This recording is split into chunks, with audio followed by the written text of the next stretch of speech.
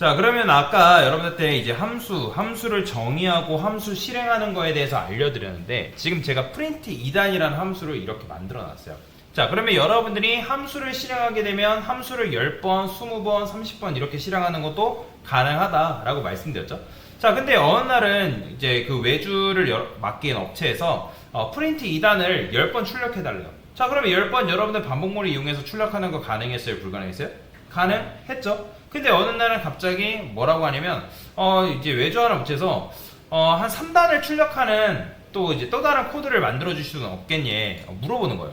그러면 여러분들이 그냥 여기다가 3단 이런 식으로 쓰면 3단 출력하는 거 가능해요? 불가능해요? 가능하죠. 그죠? 3단 출력하는 거 가능하고요. 그 다음에 여기다가 여러분들 5라 쓰면 5단 출력하는 것도 가능해요.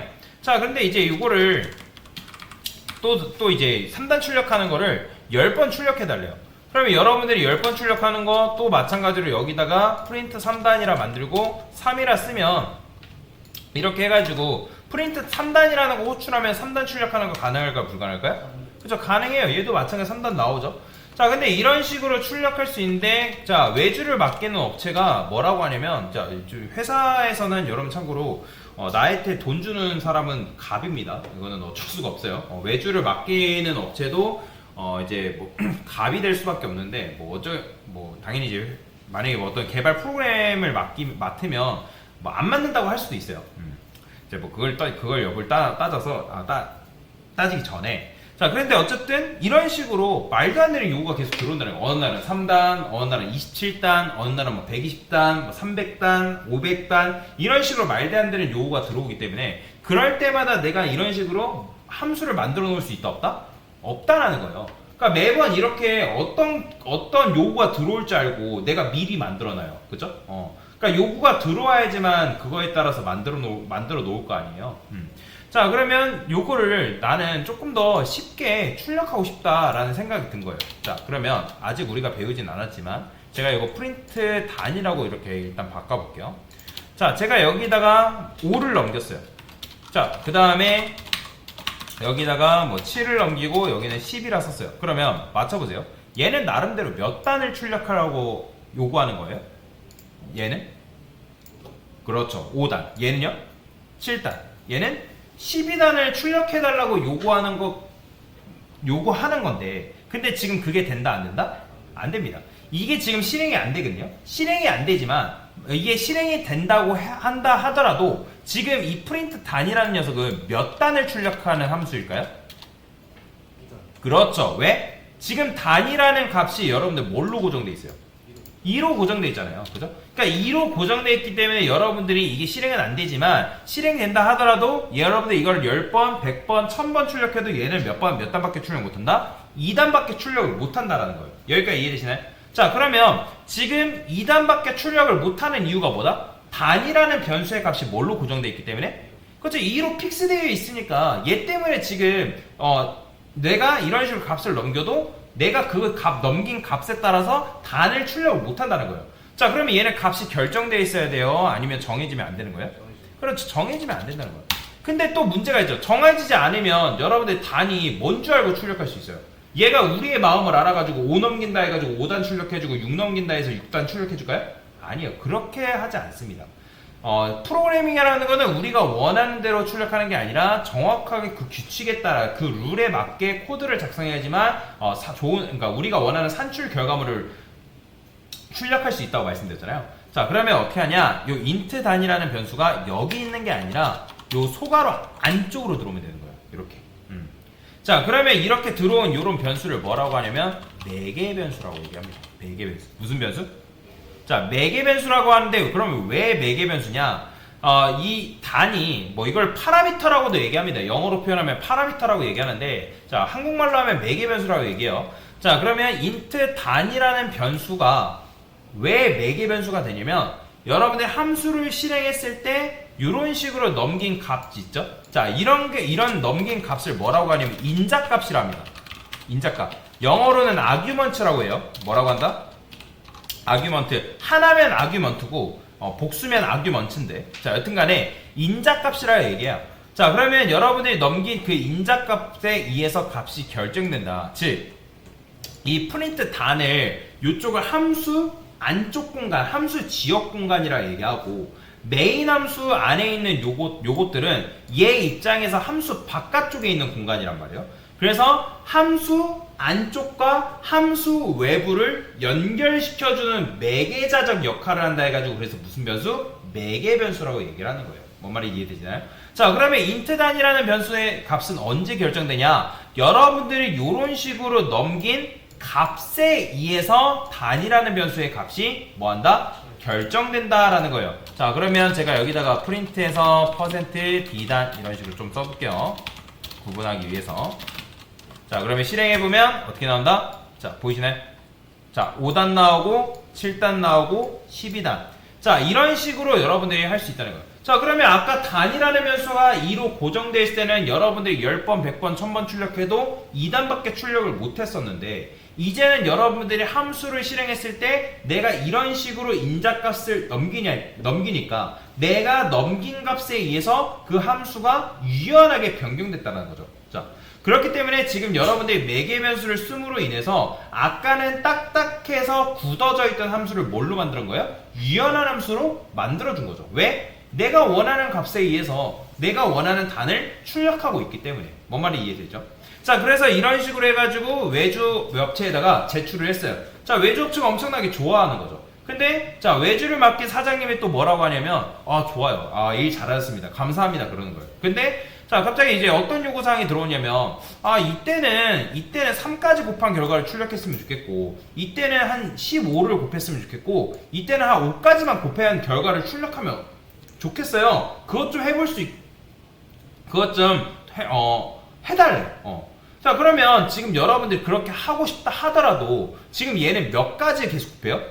9까지 곱하죠. 왜? 지금 우리가 9라는 값을 여기다가 픽스를 해놨기 때문에 그렇잖아요. 그죠? 자, 그러면 제가 여기다가 int limit라는 변수를 이런 식으로 만들 거예요.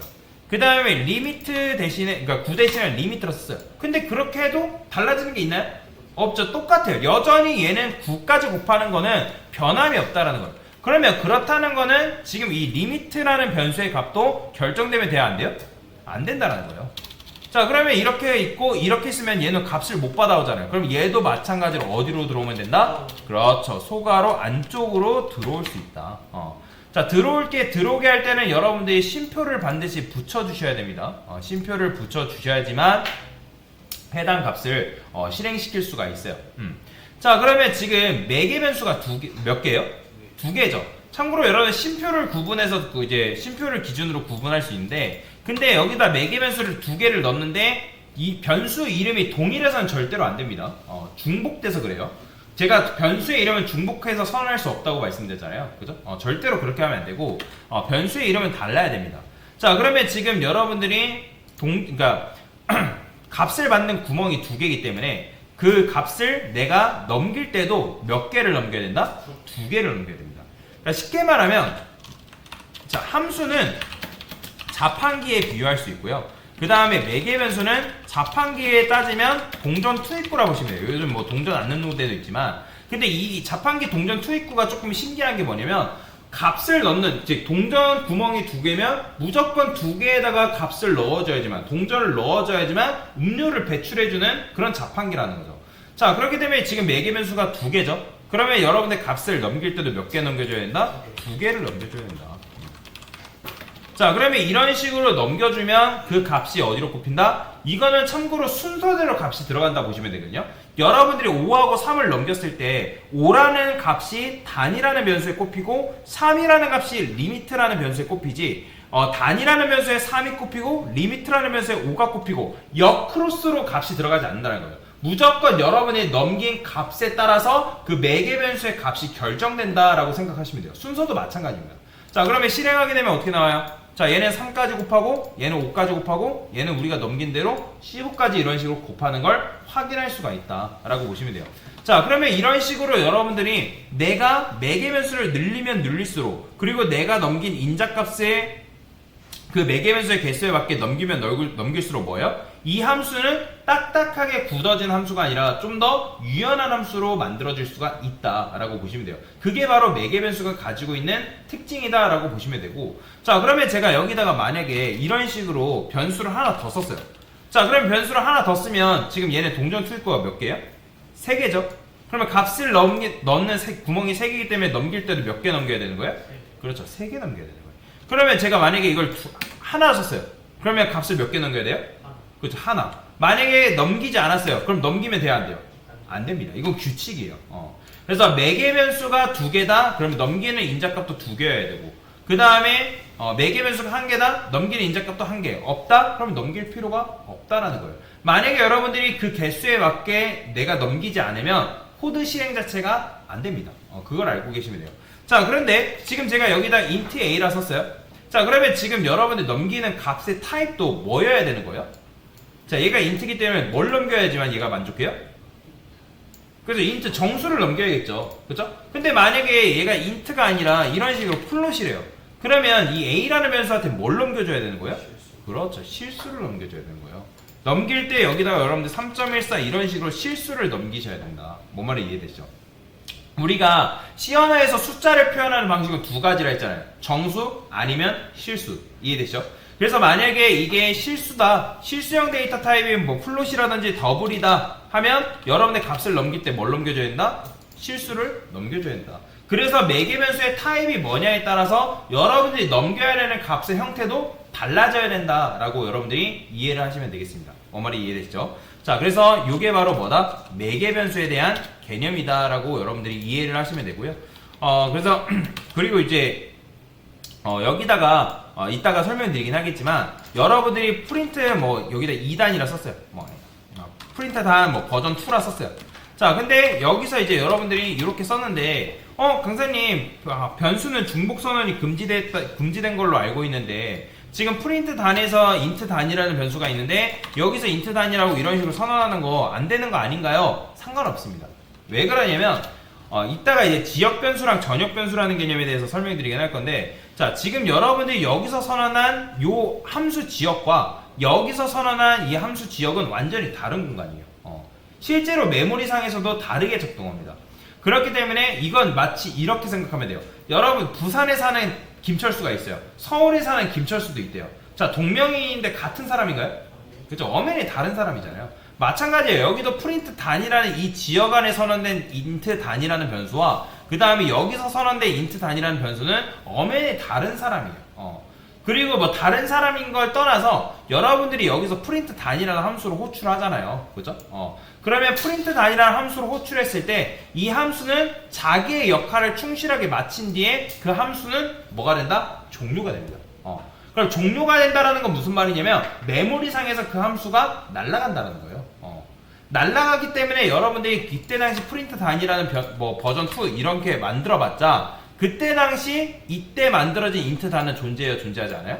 존재하지 않는 변수예요. 그렇기 때문에 여기서 이런 식으로 중복을 선언해서 만들어놓은 것도 크게 상관이 없다라고 보시면 됩니다. 뭐 이거는 이따가 좀 더 구체적으로 설명드리기로 하고요. 자, 여튼 이런 식으로 작성하는 게 바로 뭐다? 매개 변수다 라고 보시면 되겠습니다.